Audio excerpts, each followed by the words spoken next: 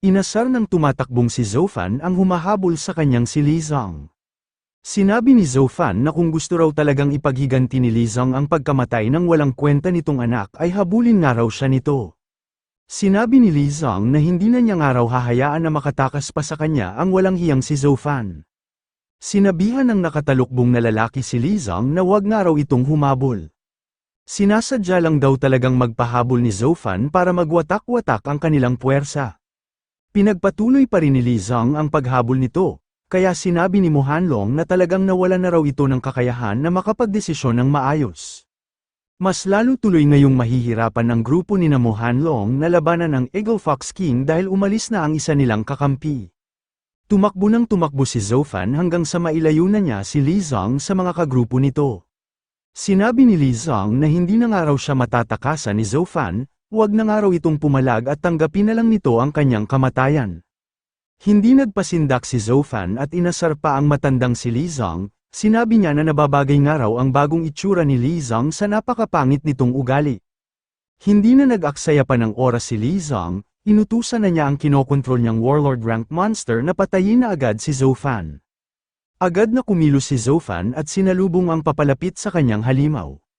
Nagpakawala siya ng sunod-sunod na pag-atake sa katawan ng warlord rank monster. Binaliwala ng halimaw ang mga tinamo nitong pinsala, ginamit nito ang matatalas nitong kuko noong siya naman ang umatake. Tumilapon si Zofan sa lakas na taglay ng nakaharap niyang warlord rank monster. Natuwa naman si Li Zong sa nangyari kay Zofan, sinabihan niya ito na hanggang doon ba lang daw ang ibubuga nito. Hindi niya nga raw akalain na matapos lang ang ilang araw ay mas malalampasan na niya ang lakas na taglay ni Zofan. Sumagot naman si Zofan na ang bagong lakas nga raw na ipinagmamalaki ni Li Zong ay nagmula sa napakapangit nitong itsura. Huwag nga raw itong magmalaki dahil nanghihiram lang din naman ito ng lakas na nagmula sa mga halimaw. Nagalit si Li Zong sa narinig niya mula kay Zofan, wala nga raw alam ang batang gaya nito. Sinabi niya rin na nakahanda nga raw siyang gawin ng anumang paraan para lang magawa niyang manalo. Binanggit din ni Li Zong ang ama ni Zofan, nalagay nga raw si Zuhui sa kinalalagyan nito ngayon nang dahil sa hindi ito marunong sumabay sa daloy ng alon. Nagtanong si Zofan kung ano ba raw ang nalalamang impormasyon ni Li Zong tungkol sa nangyari noon. Sumagot naman si Li Zong nang hindi nga raw kwalipikado si Zofan para malaman kung ano man ang nangyari noon, mamamatay na nga lang daw ito nang walang nalalaman. Umatake na ulit si Li Zong kasama ang kinokontrol niyang warlord rank monster, oras ng araw para durugin niya si Zofan.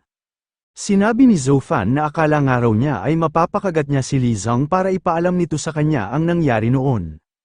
Pero dahil wala nga raw pala siyang malalaman sa matandang ito, kailangan na raw niyang ilabas ang totoo niyang lakas. Ini-activate ni Zofan ang kanyang mga perfection level skill na Shadow Flash Blade at Floating Steps of Luminosity. Idagdag pa ang pagiging isa niyang novice warlord na may sagad na stat sa lahat ng kanyang attribute. Hindi kinaya ng pinagsamang pag-atake ni Li Zong at ng kasama nitong warlord rank monster ang maladragon na pag-atake ni Zofan. Hindi makapaniwala si Li Zong sa lakas ni Zofan, simula raw pala umpisa ay itinago lang nito ang totoo niyang lakas. Sinabihan ni Zofan ang pabagsak na si Li Zong na kahit pa nga raw gumamit ito ng anumang kasamaan para lang lumakas, hindi pa rin daw may pagkakaila na hiniram niya lang ang bagong lakas nito. Sinabi ni Li Zong na noon pa nga lang daw ay naiisip na niya na magiging malaki niyang problema si Zofan, dapat nga raw ay pinatay na niya ito noong mayroon pa siyang pagkakataon. Sinabihan ni Zofan si Li Zong na napakaganda nga raw ng pagtrato dito noon ng kanyang ama. Dahil nga raw mamamatay na rin ito, bilang pagtanaw ng utang na loob ay sabihin na rin ito sa kanya kung ano ba ang totoong nangyari noon. Sumagot si Li Zong nang mas mabuti raw kung hindi ito malaman ni Zofan, hindi nga raw nito naiintindihan kung gaano kalaki ang kalaban na gusto nitong kaharapin. Bago malagutan ng hininga ay sinabihan pa ni Li Zong si Zofan, sa sandaling mahanap nga raw ito ng mga taong may kagagawa ng nangyari noon, kahit nga raw magpalakas pa ito ay hindi na rin ito mabubuhay pa ng matagal. Naisip ni Zofan na gaya nga raw ng inaasahan niya, hindi lang simpleng monster outbreak ang nangyari noon. Habang nakatalikod si Zofan ay bigla namang bumangon at umatake ang sugatang warlord rank monster. Mabilis lang din na pinaslang ni Zofan ang umatake sa kanyang halimaw, baliwala ang pag-atake nito sa kanyang likuran dahil naka-activate lagi ang kanyang perception. Pagkalapit ni Lieutenant Colonel Solan ay nakita nito ang nakahandusay na bangkay ni Li Zong at ng isang warlord rank monster. Doon ay nagtanong din siya kay Zofan kung ayos lang ba raw ito. Agad namang tumugon si Zofan at sinabi na ayos lang daw siya. Nagtanong si Lieutenant Colonel Solan kay Zofan kung totoo ba raw talaga na bago pa lang ito sa pagiging isang novice warlord. Kahit nga raw mas lumakas na si Li Zong ay napakadali lang daw itong pinatay ni Zofan. Sumagot naman si Zofan nang marahil nga raw ay may lakas na si Li Zong na katumbas ng isang intermediate warlord, pero limitado lang daw ito sa kanyang strength stats. Ang bilis at reaction speed nga raw nito ay napakalayo pa para sa isang tunay na intermediate Starfall warlord. Sinabi ni Zofan na sa kasalukuyan niyang araw lakas ay sapat na ang isang pag-atake para patayin si Li Zong. Ngayon nga raw napatay na ito. Oras na para si Mu Hanlong naman ang kanyang singilin sa pagkakautang nito sa kanya. Shout out kay Idol Reggie Mondero sa pagbibigay ng 50 stat points. Maraming salamat po. Sino ang mag-aakala na ganoon lang kabilis mamamatay ang kontrabidang si Li Zong? Kahit nagsama pa ito ng isang warlord rank monster ay wala pa rin itong panama sa lakas ni Zofan. Nagkaroon ng malaking pagbabago sa lugar kung nasaan ang grupo ni Mu Hanlong. Nagtataka sila kung ano ba raw ang problema ng mga isinama nilang dog-headed rat monster, bakit nga raw inaatake na rin sila ng mga ito. Laking gulat ni Mu Hanlong noong mapagtanto na nito kung ano talaga ang dahilan, hindi siya makapaniwala na magagawang mapatay ni Zofan si Li Zong. Sinabi ng nakatalukbong na lalaki na napakawalang utak daw ng matandang iyon. Lumakad nga raw ito ng mag-isa gayong kaya lang naman siya lumakas ay nang dahil sa ininom nitong kakaibang potion. Pero ang katotohanan daw ay napakalayo pa talaga nito sa pagiging isang intermediate Starfall warlord. Sinabihan din ng nakatalukbong na lalaki ang mga nabubuhay niyang kasamahan na hindi na raw sila maaaring magsayang pa ng oras doon. Ibuhos na nga raw nila ang lahat ng makakaya nila. Nagtaka si Captain Fu Zhang kung bakit daw naglalaban-laban na din ngayon ang mga dog-headed rat monsters at ang mga massive gecko monsters, ibang-iba na nga raw ngayon ang sitwasyon. Hindi rin makapaniwala sina Ji Zon at Chief Instructor Wei Shenshan sa kanilang nasasaksihan. Nagtataka sila kung ano ba ang nangyari at bakit nagpapatayan na ngayon ang mga halimaw. Sinabihan ni Chief Instructor Wei Shenshan ang kanyang mga kasamahan, na ito na nga raw ang magandang pagkakataon para umatake sila. Hindi nga raw nila maaaring hayaan na lang na makatakas ang mga taong nagdala doon ng gulo. Sumang-ayon din si Captain Fu Zhang sa sinabi ni Chief Instructor Wei Shenshan, hindi nga raw maaaring hayaan na lang nila na makatakas ang mga ito. Dapat daw ay mahuli nila ang ilan sa mga ito para maging kanilang ebidensya at mapagkuhanan na rin ng impormasyon. Sinabihan ni Chief Instructor Wei Shenshan ang buong kasundaluhan ng Ghost Rain Military Base na magsipunta sa military warehouse para kumuha ng mga kagamitang panglaban. Noong handa na ang lahat ay isinigaw naman ni Chief Instructor Wei Shenshan sa kanyang mga tauhan na sama-sama raw nilang bawiin sa mga kalaban ang kanilang kampo. Ngayon ay handa na ulit makipaglaban ang mga sundalo ng military base, at sa pagkakataong ito ay armado na sila at hindi na pinanghihinaan ng loob. Pinaulanan ng mga sundalo ng military base ang buong grupo ni Mu Hanlong, ngayon ay mas naging mahirap pa ang kanilang kalagayan. Bukod sa ginagawa nilang pakikipaglaban sa mga nakapalibot sa kanilang halimaw, ngayon ay kailangan na rin nilang umilag sa mga ginagawang pag-atake ng grupo ni Chief Instructor Wei Shenshan. Inatake ng isang lalaki na gumagamit ng palakol ang mga halimaw na sumusugod sa kanya, huli na nung namalayan niya na may paparating na sa kanya na isang malaki at matulis na palaso. Hindi na nakaiwas ang lalaki na gumagamit ng palakol, agad din itong namatay dahil tinamaan ito sa tapat ng kanyang puso. Nagtaka si Mu Hanlong kung sino raw ang gumawa noon, hindi siya makapaniwala na ganoon lang kabilis mamamatay ang isa sa kanyang mga kasamahan. Ipinagyayabang ni Captain Fu Zhang kay Chief Instructor Wei Shenshan ang ginawa niyang pagpatay sa lalaki na gumagamit ng palakol. Kung archery skills nga raw ang pag-uusapan ay higit na mas magaling siya kay Chief Instructor Wei Shenshan. May bigla namang ipinaalala si Chief Instructor Wei Shenshan kay Captain Fu Zhang. Sinabi niya na hindi nga raw mumurahin ang espada ni Captain Fu Zhang, isa nga raw itong napakahalagang item. Huwag nga raw nitong sasabihin sa kanya mamaya na hindi nito nakita ang nawawala niyang espada. Nawala ang yabang sa mukha ni Captain Fu Zhang noong maalala nito ang kanyang espada. Sinabi niya sa kanyang mga kasamahan na kung sino man daw ang makakakita ng kanyang espada ay makakatanggap daw ng merit mula sa kanya. Kinausap ng nakatalukbong na lalaki ang kanyang gwardya na si Guard Kai, hindi nga raw nagtagumpay ang kanilang plano kaya kailangan na nilang tumakas. Habang tumatakbo ay biglang naghagis ng mga granada ang nakatalukbong na lalaki. Nagdulot ito ng malaking pagsabog na siyang ikinamatay ng maliliit na halimaw at ng iba pa nilang mga kasamahan. Nagalit si Chief Instructor Wei Chenshan sa ginawa ng nakatalukbong na lalaki, isinakripisyo nga raw nito ang mga sarili niyang kakampi para lang magawa nitong mabuhay.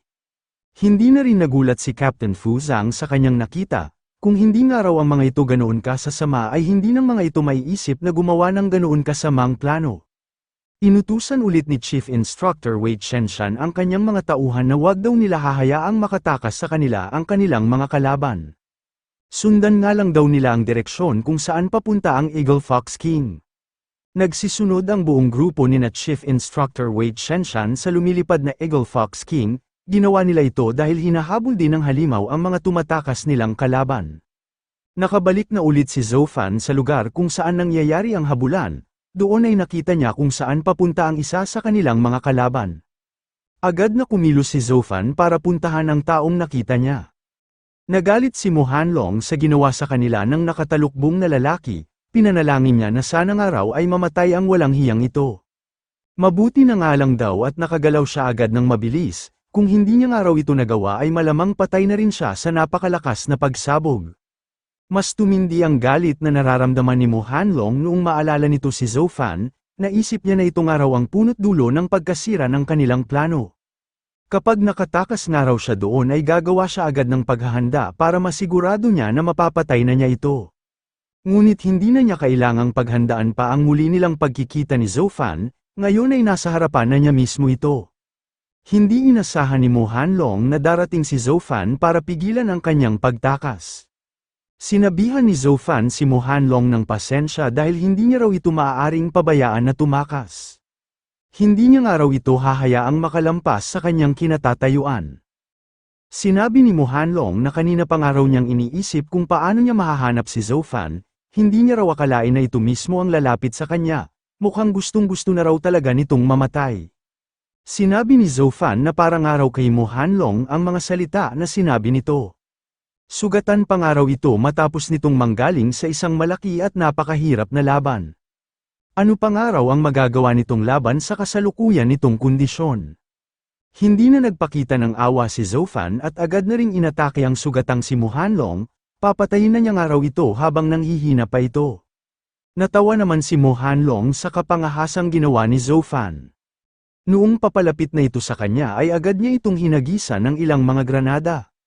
Sinabi ni Mu Hanlong na sa kagustuhan nga raw ni Zhou Fan na patayin siya ay hindi na raw ito nag-isip pa ng maayos. Habang pinapanood ang direksyon ng pagsabog ay sinabi ni Mu Hanlong na kulang pa raw si Zhou Fan sa karanasan. Marunong nga raw itong gumamit ng lakas pero hindi nga raw ito marunong gumamit ng utak.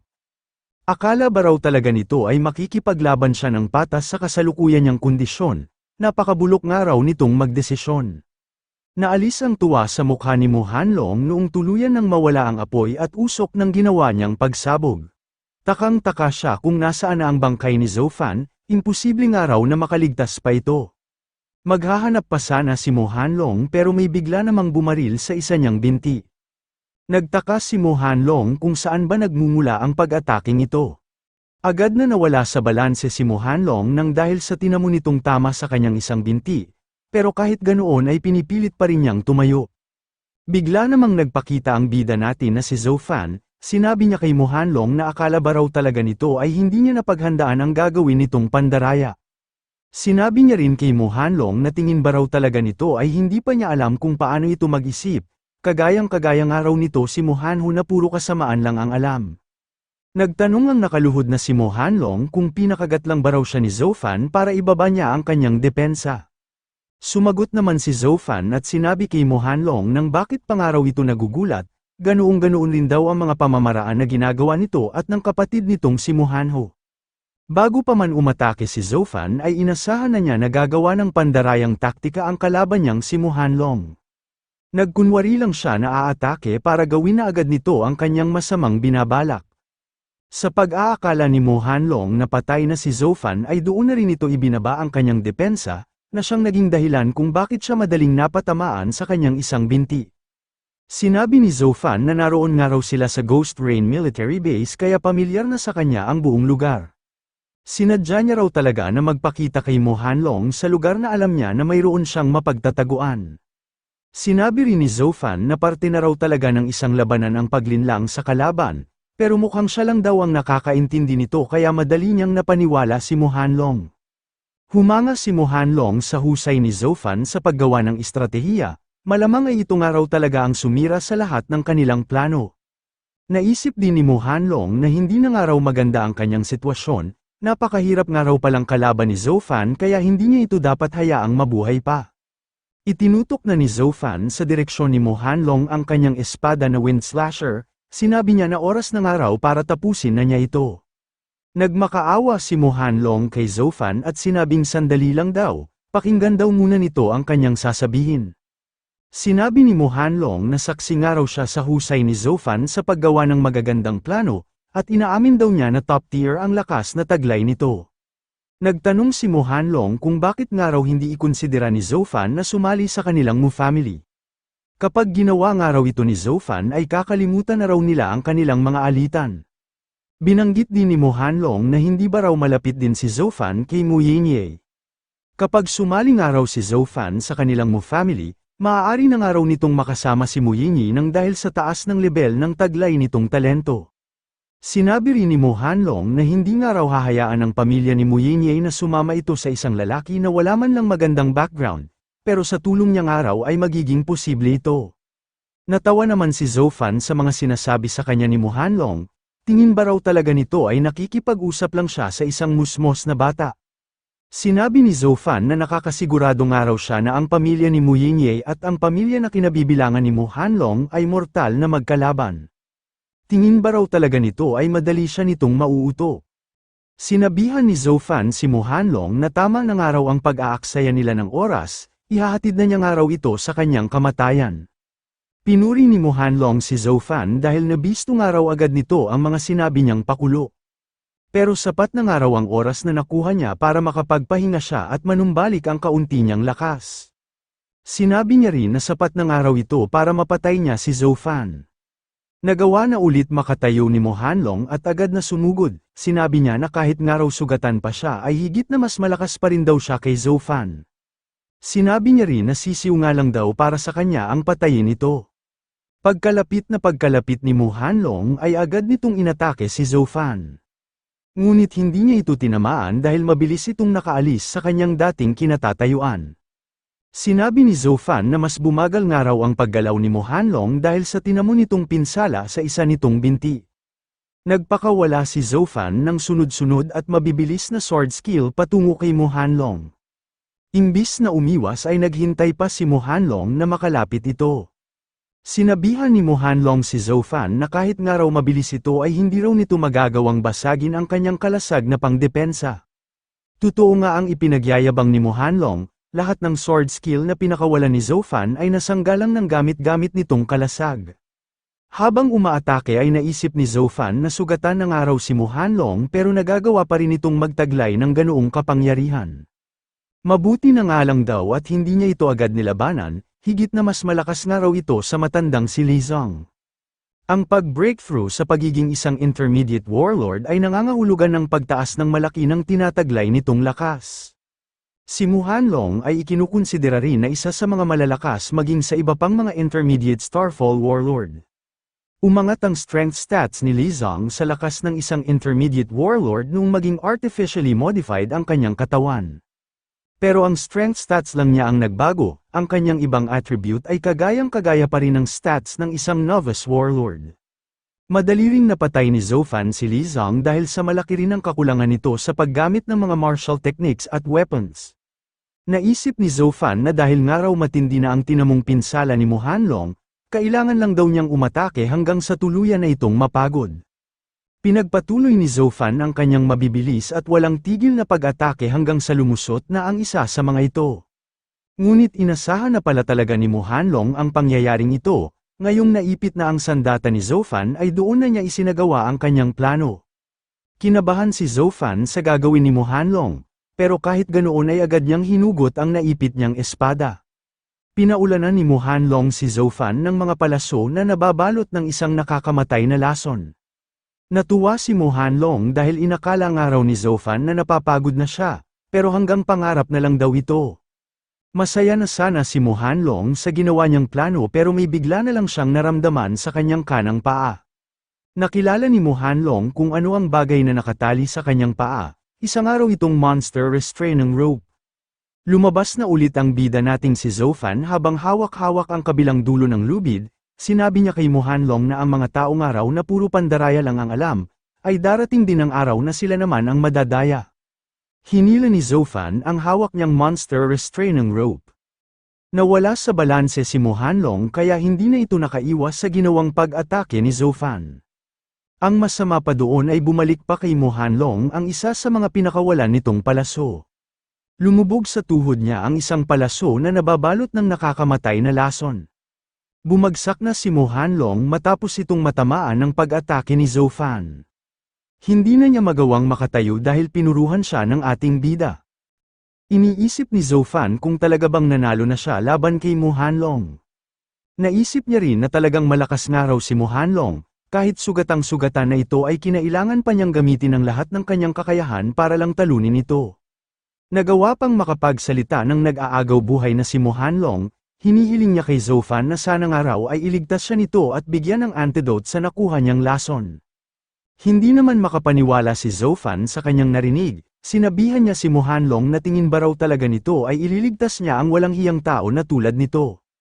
Nagbanta si Mu Hanlong na kapag namatay nga raw siya ay hindi raw ito palalampasin ng kanyang Mu family. Hindi nga raw talaga naiintindihan ni Zhou Fan kung gaano kapanganib ang mga tao na binabangga nito. Sumagot naman si Zhou Fan nang halos ganoon rin daw ang sinabi sa kanya ni Li Zhang bago ito namatay. Bakit nga raw hindi na lang importanteng impormasyon o pagsasabi ng kanilang pagsisisi ang banggitin ng mga ito bago sila malagutan ng hininga? Hindi na nakatugon pa si Mu Hanlong dahil tuluyan na itong nawalan ng buhay. Napabilis ang pagkamatay nito nang dahil sa tindi ng tumama sa kanyang lason. Babagong pahinga pa lang si Zhou Fan nang may bigla na naman siyang naramdaman na labanan. Nagtataka siya kung sino ang mga nakikipaglaban na ito. Hindi siya makapaniwala na nagagawa ng mga itong makipagsabayan sa isang B-rank Monster King.